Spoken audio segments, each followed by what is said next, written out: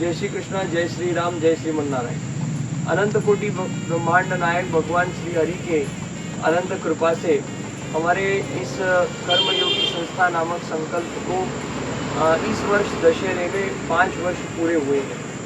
इस दरमियान 5 वर्षों में हमने अनेक गतिविधियाँ की और उन अनेक गतिविधियों का 5 वर्षों में जो एक बार पंचवार्षिक मीटिंग होती है, मंत्रणा होती है, उसमें विशेष मंथन भी हुआ। संस्था के 125 से ज़्यादा अलग अलग विषयों के व्हाट्सएप ग्रुप है। अलग अलग प्रकार से हमारा फंड रेजिंग प्रोग्राम चलता है। हेल्थ के क्षेत्र में, एजुकेशन के क्षेत्र में, सत्संग के क्षेत्र में और इस परंपरा के संवर्धन संरक्षण के क्षेत्र में, नाना प्रकार के क्षेत्रों में मेडिकल अवेयरनेस कैंपेन और हेल्थ कैंप, इन अनेक क्षेत्रों में हम लोग कार्यरत रहे हैं। गली से लेके दिल्ली तक, लोकल से लेकर के ग्लोबल तक, इस सब में हमारे कार्य का क्षेत्र रहा है। और इसी के अंतर्गत हमारे सोशल मीडिया के आउटरीच के अंतर्गत हम लोगों ने आज तक 350 से ज़्यादा वीडियो को प्रसारित किया है। अनेक उपक्रमों के और प्रोग्राम के वीडियो रहे हैं। 600 से ज़्यादा हमारे पोस्टर्स हैं और उन पोस्टर्स के माध्यम से लोगों को भांति भांति के जागरूकता के संदेश दिए गए। और इसी के अंतर्गत हम लोगों ने एक पुस्तिका को भी लॉन्च किया था। 200 पन्नों की वो एक पुस्तक थी जो हमने प्रथम संकल्प पूर्ति के समय में लॉन्च की थी। उसके पश्चात अनेक पुस्तकें हमारी जो है पाइपलाइन में है, पर अभी तक पूर्ण नहीं हुई है। पर इस आने वाले अगले 5 वर्ष के कार्यकाल में हम उसको निश्चित रूप से पूरा करेंगे। हमारे अलग अलग उपक्रमों के लिए, जिनमें बहुत ही प्रचलित रहने वाले, सातत्य से चलने वाले भोज जैसे उपक्रम, एपिजोटोमी वर्कशॉप जैसे उपक्रम और गेस्ट टॉक्स और जननी जनहित यात्रा के पूर्व होने वाला देशाटन, ये बहुत जोरों शोरों से पिछले 5 वर्षों में हुआ है। लगभग संस्था के अंतर्गत संस्था के सदस्यों ने पिछले 7 महीनों में 52,000 किलोमीटर से ज़्यादा की यात्रा की और पिछले 1.5 से 2 वर्षों में लगभग 1 लाख किलोमीटर की यात्रा हमारी हुई है। भांति भांति के प्रांतों में, भांति भांति के संप्रदायों में, भांति भांति के इंस्टीट्यूट्स में अलग अलग प्रकार की उपक्रम व भेंट वार्ताएँ हुई। और अब अगले 5 वर्षों का संकल्प बहुत स्पष्ट है। गीता भवन का, कल्याण यानम का और जननी जनहित यात्रा का, ये 3 मुख्य संकल्प हैं जिनको पूरे जोर शोर से और पूरे प्रयत्न और प्रार्थना के स्वरूप में करने का संकल्प है। गौ माता का संरक्षण और संवर्धन हो, यह हमारे इस वर्ष की मुख्य थीम थी। उसी के अंतर्गत अपने 5 वर्षों के टेन्योर को पूरा करते समय इस अंतिम वर्ष में संस्था ने 2 विशेष उपक्रमों को किया। एक, गौ माता के संरक्षण हेतु सोलापुर से पंढरपुर तक लगभग 70 किलोमीटर से ज़्यादा और हजारों दंडवतों के सहयोग से 200 से ज़्यादा लोगों को एकत्रित होकर के उन्होंने सोलापुर से पंढरपुर तक गौ माता के संरक्षण संवर्धन हेतु दंडवत यात्रा की। अखंड दंडवत यात्रा 3 दिन 3 रात तक की और अपने प्रायोजित समय से 4-5 घंटे पहले ही पहुंच गए। इस प्रकार से ये न भूतो न भविष्यति भारतवर्ष के इतिहास में गौ माता के संदर्भ में की जाने वाली ऐसी विलक्षण यह बात थी, जिसको अनेक संतों ने भी सराहाया है और महान विभूतियों ने भी भारतवर्ष के इसको सराहाया। अब दूसरा विषय जो हो गया वो ये हो गया था पुरुषार्थ और प्रार्थना का स्वरूप। दूसरा जो विशुद्ध प्रार्थना और ज्ञान का स्वरूप, वो मतलब श्रीमद् भगवद गीता जी का decode Gita ji to code life. अपने 5 वर्ष के कार्यकाल को पूरा करते करते हमने पिछले ही महीने में 24 अगस्त से 21 सितंबर तक 2025 में decode Gita ji to code life, इसको प्रथम बार मराठी भाषा में करने का प्रयत्न किया और वो यशस्वी पद्धति से भगवान की कृपा से, प्रेरणा से और आचार्यों के आशीर्वाद से संपूर्ण हुआ। 29 दिन तक चलने वाला यह उपक्रम, इसने लोगों का ध्यान आकर्षित किया। ऑनलाइन प्रकार से भी सैकड़ों लोगों ने इसको व्यू किया, देखा और रोज हमारे पास आरती करने के लिए विशेष अतिथि भी आते थे। इस प्रकार से गीता जी को सुलभ बना करके अपने जीवन में यूजर्स मैनुअल के भांति कैसा उसका सदुपयोग हो करके अपने जीवन को किस प्रकार से कृतार्थ बनाया जा सकता है, इसके इस प्रयत्न में, इस मार्ग में यह विशेष विलक्षण प्रयत्न रहा और इसके वीडियो क्लिप को महात्मा लोगों को और आचार्य लोगों को भी सुनाया गया और आचार्य चरणों ने इसकी सराहना की है और इसकी विशेष तारीफ की।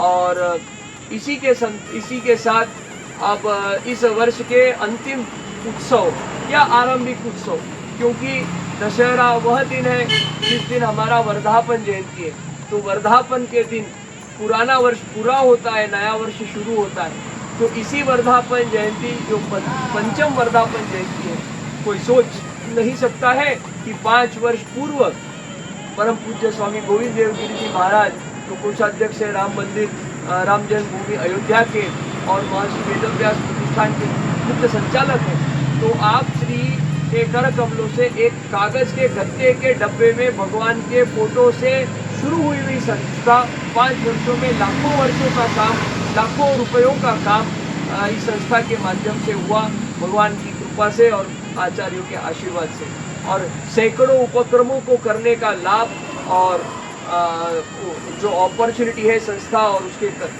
वॉलंटियर्स को मिली, ये अपने आप में विशेष बात है। कोई सोच नहीं सकता है कि जब जेब में दमड़ी नहीं है तब आप आसमान जितने बड़े बड़े अपने संकल्प रखें और भगवान उनको सिद्ध भी करें, ये केवल भगवान की विशेष कृपा है।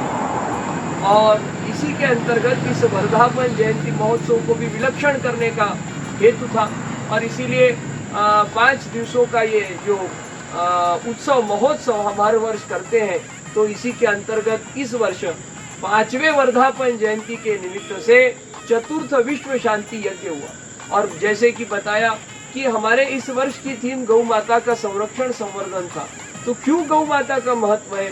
देखिए, सहज बात है, people are animal lovers but they don't believe that animal cow is an animal. गौ माता को मानते ही नहीं है। हाँ, कुत्ते बिल्ली को आप कुछ कर दो तो ह्यूमन राइट्स, एनिमल राइट्स, ये राइट्स वो राइट्स लेके आ जाते, पर गौ माता के संरक्षण के लिए वो प्रयत्नशील नहीं है, क्योंकि उनके लिए गौ माता न माता स्वरूप है न पशु स्वरूप है, और बस उनके जीभ के स्वाद के लिए वे कुछ भी करते हैं। क्योंकि गौ माता क्यों महत्वपूर्ण है? गौ माता के लिए वर्णन किया गया है कि गौ माता धर्म का मूल है और धर्म शांति का मूल है। धर्म मतलब रिलीजन की चर्चा नहीं है, इसकी विस्तृत चर्चा हमने decode Gita ji to code life में की है। भारतवर्ष की सनातन परंपरा की जो जीवनचर्या है, जीवनी है, जीवन शैली है, इसमें विशिष्ट स्थान गौ माता का। यह शांति प्रिय देश है, तो संवाद प्रिय इस राष्ट्र में जो हजारों वर्षों से, लाखों वर्षों से यह मानवता की परंपरा चली आ रही है, इसका यह कायम रहने के पीछे कोई रहस्य अगर कोई तत्व का है तो गौ माता का। तो जग में विश्व शांति होने के लिए, जगत का कल्याण होने के लिए आवश्यक है धर्म की स्थापना। धर्म की स्थापना के लिए आवश्यक है कि धर्म का जो मूल है, जो गौ माता है, उसका संरक्षण और संवर्धन हो। और इसलिए इस वर्ष के हमारे विश्व शांति याग का जो थीम था अथवा जो यज्ञ का नाम था, वो विश्व शांति सुरभि याग था। देवी भागवत में वर्णन है 10,000 आहुतियों से सुरभ्यै नमः, ओम सुरभ्यै स्वाहा, 10,000 आहुतियों से यह याग कल 5 अक्टूबर को मैंने चतुर्दशी को इस माह के पूर्ण हो। विशेष पूरा यह कर्मकांड करने के लिए विप्रवर पूना, मुंबई आदि स्थानों से आए थे और वेदों के परम विद्वान, वेदों की वैदिक जीवनचर्या का पालन करने वाले ऐसे वे, उन्होंने सबने बहुत अच्छी प्रकार से इस यज्ञ को किया और सभी संकल्पों को सिद्ध होने के लिए भगवान से और यज्ञ नारायण से प्रार्थना करी। और गौ माता भी कल यहाँ पर आई थी, संवत्स आई थी, तो उसका भी पूजन हुआ और बहुत अद्भुत वातावरण का निर्माण हुआ। इतना अद्भुत यज्ञ हुआ कि अभी तक उसकी अग्नि प्रज्वलित है। तो दशहरे के उत्सव में प्रतिवर्ष की भांति हमने भगवान की जो है 1000 विष्णु सहस्रनाम तुलसी अर्चना की। तत्पश्चात शाम को दशहरा सम्मेलन हुआ और इस बार हम लोगों ने नया उपक्रम शुरू किया कि संस्था अपने विशेष कार्यकर्ताओं का सम्मान करे। जिस प्रकार से एक राष्ट्र अपने विशेष सिटीजन्स का सत्कार करता है पद्मश्री दे करके, भारत रत्न दे करके। इस प्रकार से प्रत्येक राष्ट्र का एक पुरस्कार होता है। इसी प्रकार से हमने संस्था का कर्मयोगी पुरस्कार जाहिर किया और उसका पदक हमारे 2 कार्यकर्ताओं को प्रदान किया। उस सब कार्यक्रम को आप सभी ने देखा और उसके पश्चात सभा पूर्ण हुई और तत्पश्चात एकादशी के दिन मूल रामायण 18 अध्याय गीता जी का पाठ हो गया। उसके पश्चात सुंदर भजन संध्या हो गई और फिर शनिवार के दिन मूल रामायण का पाठ हो गया और उसी के साथ सुंदरकांड का संगीतमय पाठ अच्छे से हो गया। चमत्कार क्या होता है? मानने पर चमत्कार है अथवा it is just by luck, by chance, by fortune. चमत्कार ऐसा है कि शनिवार और रविवार को 40%, 60% ऐसा प्रेसिपिटेशन का फोरकास्ट था, परंतु एक बूंद, एक छांट बादल आए, परंतु फिर जो सूर्य नारायण जबरदस्त चमके कि हमको मोबाइल में शूटिंग करने के लिए उसको पर्दा लगाना पड़ा, क्योंकि उसकी वजह से शूटिंग ठीक नहीं हुई। इतनी सूर्य नारायण ने और भगवान ने कृपा करी है। तो अद्भुत प्रकार से शनिवार को सुंदरकांड संगीत में पाठ हो गया और रविवार को अद्भुत सुरभि याग विश्व शांति हेतु, गौ संवर्धन हेतु हो गया। तत्पश्चात सांझ में भोज उत्सव हो गया। अनेक लोगों ने लाभ लिया, मेडिकल कॉलेज के छात्रों ने भी लिया, सभी ट्रस्टीगण और जो हमारे सत्संगी जन हैं उन्होंने भी लिया और विशेष सोलापुर के महात्माओं ने, महात्मा जी लक्ष्मीनारायण जी सोमानी और महात्मा रमाकांत जी सोमानी, इनके यहाँ पर भी प्रसाद गया। इस प्रकार से इसका लाभ विशेष प्रकार से हुआ और आज भगवान के गायत्री रामायण का पाठ हुआ है और गायत्री रामायण के पाठ पश्चात अब कोजागिरी पूर्णिमा मतलब शरद पूर्णिमा का जो उत्सव है वो होने वाला है। तो ये जो हम पाठ करते हैं, ये सब कर्मकांड करते हैं, इसके बारे में हमको पता नहीं है। हमारी परंपरा इससे दूर होती चली जा रही, क्योंकि हम हमारे आने वाले पीढ़ियों को केवल पैसा कमाने की विद्या सिखा रहे हैं। हम उनको जीवन जीने की विद्या नहीं सिखा रहे हैं। इसलिए उनके पास पैसा तो बहुत है, बड़ी बड़ी डिग्रियों को उन्होंने प्राप्त किया है, बड़े बड़े स्थान पर वे विराजमान हैं और खूब दुनिया की चकाचौंध उनके पास है, परंतु मन में शांति नहीं है, जीवन में सुख और आनंद नहीं है। बहुत पैसा पति भी कमाते हैं, पत्नी भी कमाते हैं, पर आपस में तालमेल नहीं है। जितने विवाह नहीं होते उससे ज़्यादा तो डाइवोर्स हो जाते। और ये कारण इसका यही है कि हमारे जीवन में जीवन जीने की जो विद्या है, जो हमारे परंपरा में परंपरागत प्राप्त होती है, किस प्रकार से हमारी दिनचर्या होनी चाहिए, क्यों हमको जल्दी उठना चाहिए, क्यों हमको तिलक धारण करना चाहिए, क्यों जनेऊ की परंपरा है, क्यों हमारे यहाँ 16 संस्कारों का वर्णन किया है, यह सब बातें लुप्तप्राय हो गई। इन लुप्तप्राय हुई जीवनचर्या की बातों को पुनः लोगों में स्थापित करने के लिए, लोगों में इनका प्रचलन लाने के लिए, इसका पुनरुत्थान करने के लिए ये सारे कर्मकांड और विधिवत पाठ है। विडंबना की स्थिति यह है कि लोगों को भगवत गीता और भागवत, इन दोनों के बीच का फर्क पता नहीं है। भगवत गीता क्या है और भागवत क्या है, ये दोनों का फर्क पता नहीं है। ऐसी स्थिति में लोगों को कुछ नया प्राप्त हो, इसलिए हम लोगों ने मूल रामायण और गायत्री रामायण का पाठ करने का संकल्प किया। ऐसा है कि नारद जी ने वाल्मीकि जी को 100 श्लोकों की रामायण दी थी। वो 100 श्लोकों की रामायण को मूल रामायण कहते हैं और उस मूल रामायण के 100 श्लोकों को वेदव्यास जी ने 24,000 श्लोकों में विस्तारित किया। वो बनी वाल्मीकि रामायण। और उस वाल्मीकि रामायण को पढ़ने जितना समय, अनुष्ठान करने जितना समय लोगों के पास हो ना हो, इसलिए कितना भी विधि विधान रहा तो भी भगवान को भक्तों की चिंता है, इसलिए सुलभ भगवान ने उसको किया। और इसलिए मूल रामायण में पूरी रामायण की स्टोरी 100 श्लोकों में आ जाती है और उसका पाठ करने से भी नाना प्रकार का लाभ है। पूरी रामायण पढ़ने जैसा ही लाभ है। और गायत्री रामायण तो हमको पता है कि हमारे यहाँ गायत्री मंत्र है।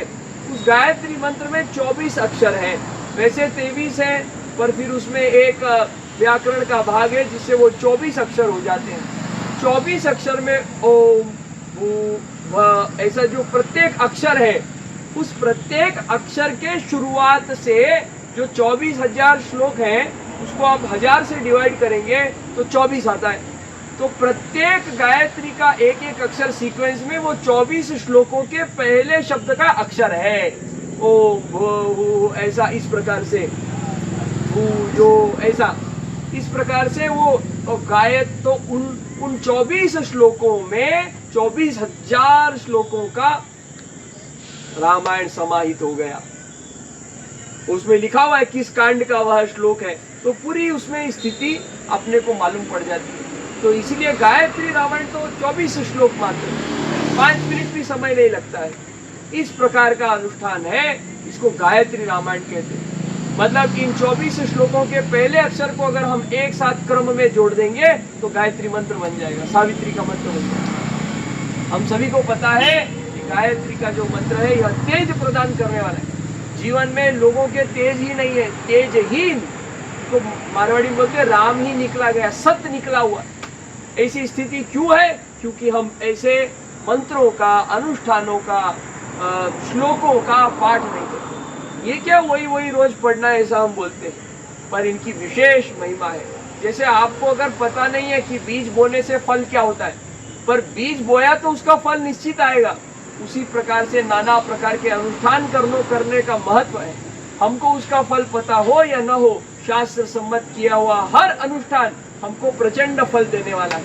और भगवान को पकड़ के रख लिया तो बस परम फल देने वाला है, परम अपनी गति करने वाला है, भगवान के चरणार बिंदु में अपने को जोड़ने वाला है। इस प्रकार से लोगों को इन उपक्रमों के माध्यम से इस बारे में मालूम पड़े, उनको समझ आए और उनको इस परंपरा की जानकारी होकर के उनके जीवन में इसका फायदा हो, लाभ हो। इसी प्रकार से इस संपूर्ण 5 दिवस के उपक्रम को डिजाइन किया गया था और इसको लेआउट बनाया गया था।